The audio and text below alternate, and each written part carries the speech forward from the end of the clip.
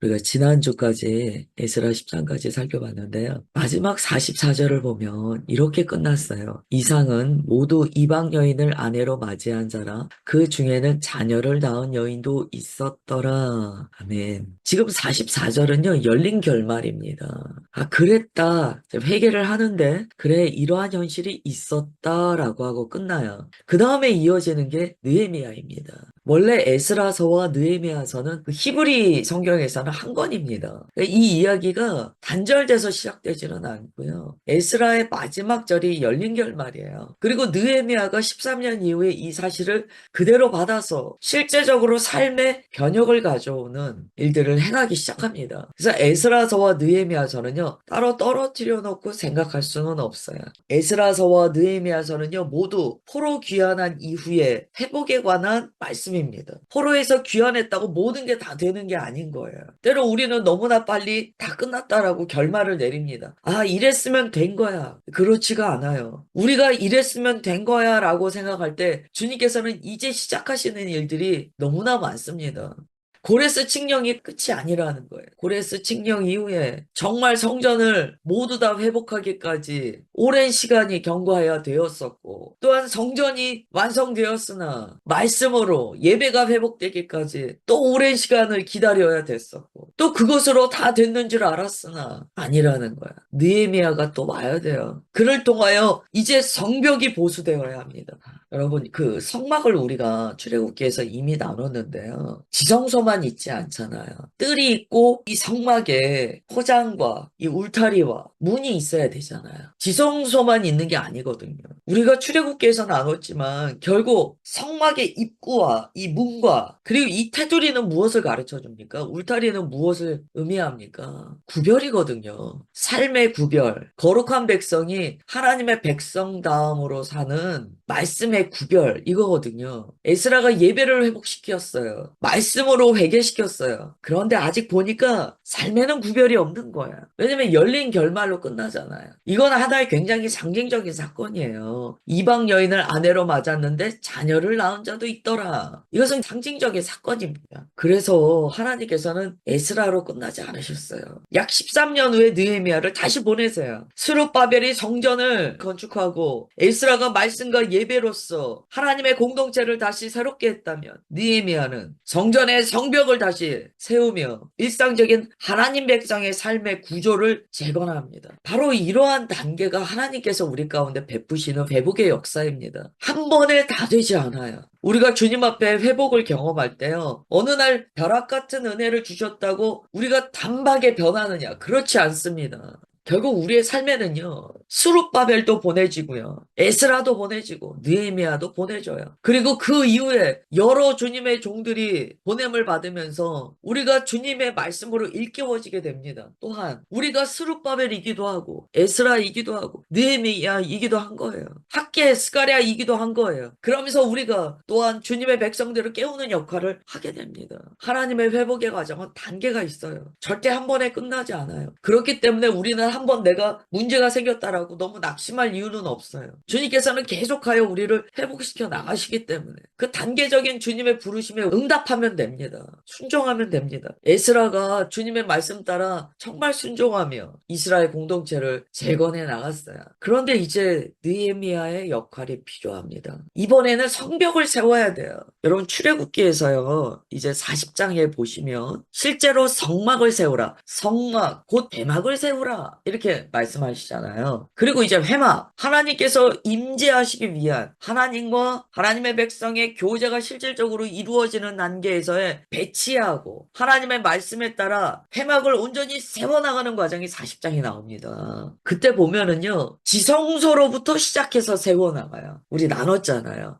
중심으로부터 세워나갑니다. 에스라가 뭐 했냐면 그 전에 스룹바벨이 성전을 세우죠. 에스라가 그 과정 가운데 가운데 말씀과 예배 세워나가요. 지금 어떻게 해야 됩니까? 중심으로부터 세워나가요. 성벽이 재건돼야 돼요. 성벽이 수축돼야 돼요. 그때는 또 느헤미야가 부름받아서 옵니다. 우리 느헤미야 1장 1절부터 3절 보겠습니다. 하가랴의 아들 느헤미야의 말이라. 아닥사스다 왕 제20년 기슬르 월에 내가 수상궁에 있는데 내 형제들 가운데 하나인 하나니가 두어 사람과 함께 유다에서 내게 이르렀기로 내가 그 사로잡힘을 면하고 남아있는 유다와 예루살렘 사람들의 형편을 물은즉 그들이 내게 이르되 사로잡힘을 면하고 남아있는 자들이 그 지방 거기에서 큰 환난을 당하고 능욕을 받으며 예루살렘 성은 허물어지고 성문들은 불탔다 하는지라. 아멘. 에스라의 개혁으로 무언가 되는 것 같았어요. 그런데 지금 느헤미야가 소식을 듣게 됩니다. 예루살렘은 여전히 무너져 있다라는 소식을 듣게 돼요.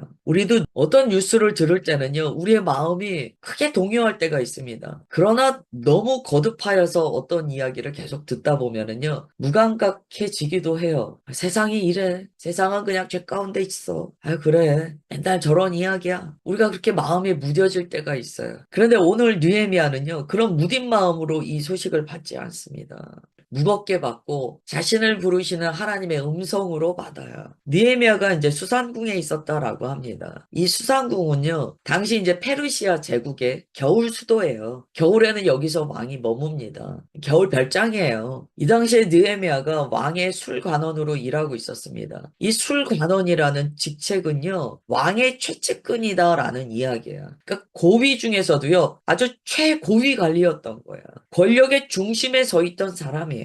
그러니까 느헤미야는요, 페르시아 제국에서 유대인으로서 그냥 대성공한 사람이에요. 권력의 끝까지 올라간 사람이에요. 하나님께서 느헤미야를 왜 여기까지 올려보내셨는가? 다른 이유는 없어요. 바로 그에게 주신 이 사명을 성취하라고. 사람은 인생의 가장 중요한 결정적인 순간이 있습니다. 그 결정적인 순간에요, 하나님께서 주시는 그 셔터를 누르기 위해서는요, 결정적인 순간을 맞이할 때 그 사람이 그 이전에 하나님께서 말씀하신 대로 그 길을 잘 걸어와서 그 자리에 있어야지 셔터를 누를 수가 있어요. 느헤미야가 왜 그렇게 페르시아 왕국에서 성공했는가? 다른 이유는 없어요. 이날 그 소식을 듣고 주님 말씀에 순종하라고 그가 이 자리까지 와 있는 거예요. 우리는 우리 자신의 삶에 소망의 이유를 묻는 자들에게 대답할 말이 준비되어 있어야 합니다. 그게 무엇입니까? 주 영광을 위하여 제가 이 자리에 있습니다. 주 하나님의 영광을 위하여 제가 이 자리에 있습니다. 주 예수 그리스도의 복음의 증언을 위하여 제가 이 자리에 있습니다. 라는 이 결정적인 순간에 소망을 이야기할 수 있어야 된다는 거예요. 느헤미야가요, 과정은 모르겠어요. 과정이 그렇게 중요한 게 아니에요. 그가 주님 앞에 순종해 왔어요. 느헤미야처럼 어떻게 성공하지? 사실 느헤미야는 그렇게 어떻게 성공하지 이러지는 않으시는 것 같아요. 성경에 그 과정이 안 나와 있으니까. 느헤미야는요, 여러분 엄청 성공한 사람이에요. 그 페르시아 제국에서 술관원 맡았다는 것은요, 요새 비할 게 아니에요. 굉장히 성공한 사람이에요. 근데 그 자리에 있는데 마음에 항상 무엇을 궁금해했냐면 예루살렘은 어떻지? 그게 느헤미야의 정체성이에요. 그의 마음은 권력의 끝까지 올라가 있지만 언제나 마음은 예루살렘은 지금 어떻지? 그 당시에 뭐 뉴스를 틀면 볼 수 있습니까? SNS가 있습니까? 그의 마음은 항상 예루살렘에 가 있는 거야. 예루살렘은 어떻지? 그런데 마침 형제들 가운데 몇 사람이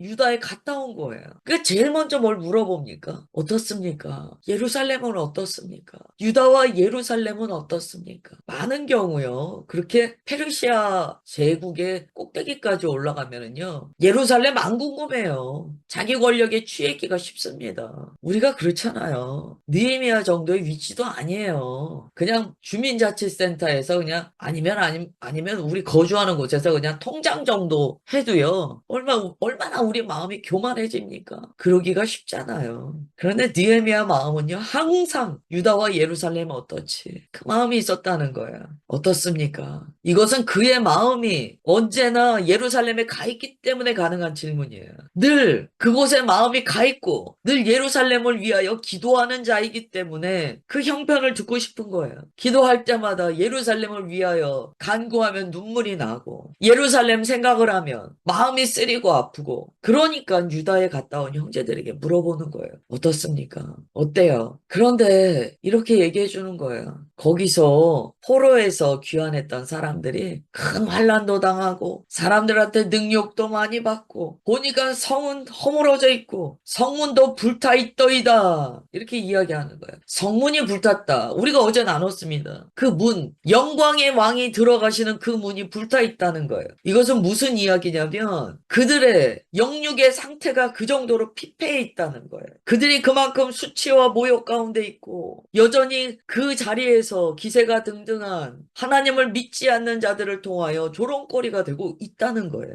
느헤미야가 이 말을 어떻게 받았습니까? 거룩한 부담감으로 받습니다. 어떤 말을 들어도 거룩한 부담감이 오지 않으면 반응하지 않습니다. 아, 그렇대요? 아유, 안 됐네요. 어떻게 하나? 이 애매한 말이는 할 수 있죠. 아유, 어떻게 한대요? 그러고 끝나기가 쉬워요. 그러나 느헤미야는 그러지 않았어요. 4절을 보면 어떻게 반응합니까? 내가 이 말을 듣고 앉아서 수일 동안 슬퍼하며 하늘의 하나님 앞에 금식하며 기도하여 이렇게 이야기합니다.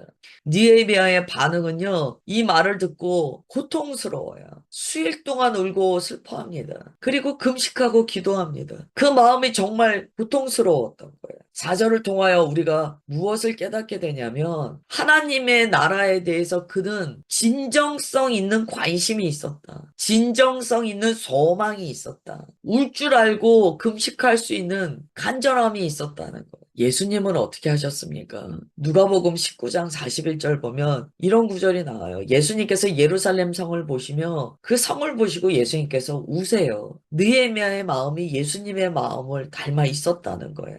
예수님께서요, 무너져 있는 예루살렘을 보시면서 화려하고 아름답지만 사람들이 볼 때 다 좋다고 이야기하는 헤롯 성전의 그 정말 화려함이 있지만 주님 눈에는 심판을 향해 달려가는 도시일 뿐이었어요. 영적으로 무너져 있는 도시였어요. 예수님께서 예루살렘 보시고 우세요. 느헤미야가 같은 마음을 품었던 거예요. 애통하는 자는 복이 있다고 했습니다. 그들이 위로를 받을 것이며 지금 느헤미야가 애통해야 합니다. 주님께서 느헤미야를 위로해 주세요. 그 위로가 무엇이냐면 종의 부르심이었어요. 너가 가서 할 일이 있다. 주님께서 주시는 위로는요. 여러 가지 모습이 있을 거예요. 그 중에 하나는요. 우리 마음에 불을 주셔서 그 일을 그냥 좌시하는 것이 아니고 직접 나아가 주님과 동역하게 하는 위로도 있습니다. 주님께서는 느헤미야가 이 소식을 듣고 어떻게 반응하는가를 보셨을 거예요. 느헤미야의 애통을 보시고 그 간절한 기도를 들으시면서 하나님께서 느헤미야 됐다. 내가 너를 보내려고 계획했는데 너가 울며 금식하며 너가 기도하니 너가 됐다. 내가 너를 보내겠다. 라고 결정하셨을 거예요. 로마서 8장에는요. 성령께서도 말할 수 없는 탄식으로 우리를 위해 간구하고 계신다라고 가르쳐 주십니다. 오늘 느헤미야의 이 애통함, 느헤미야의 이 간절함이 우리 가운데 동일하게 부어지는 것을 선언합니다. 주님, 주님의 나라를 위하여 우는 자 되겠습니다. 이 땅에 이루어 나가실 주님의 거룩한 주의 나라를 위하여 애통한 자 되겠습니다. 그렇게 결단하시면서 한날 기도하시기를 축복합니다. 기도하겠습니다. 하나님, 에스라서가 그 땅의 현실을 진단함으로써 마무리되고 이제 주님께서 느헤미야를 준비하여 보내십니다. 때마다 심하다. 주님께서는 우리에게 하나님 나라에서 동역의 그 역할을 맡기시고 주의 뜻을 성취해 나가심을 감사드립니다. 우리도 누군가는 수룹바벨이고 누군가는 에스라이고 누군가는 느헤미야인 것을 믿습니다. 주님께서 우리에게 소식을 들려주실 때 흘려듣지 않게 하옵시며 주님께서 우리에게 말씀하실 때 믿음으로 받아 애통하며 기도하는 우리가 되게 하옵소서. 주님 오늘 그렇게 우리를 불러주셨사오니 한날 가운데 주님의 은혜를 성령 하나님의 기름 부으심을 폭포수와 같이 내려주시어서 오직 주님의 은혜 안에 잠겨 주님의 뜻에 따라 간구하게 하옵소서. 그렇게 역사하심을 감사드리오며 사랑하는 주 예수 그리스도의 이름으로 기도드리옵나이다. 아멘.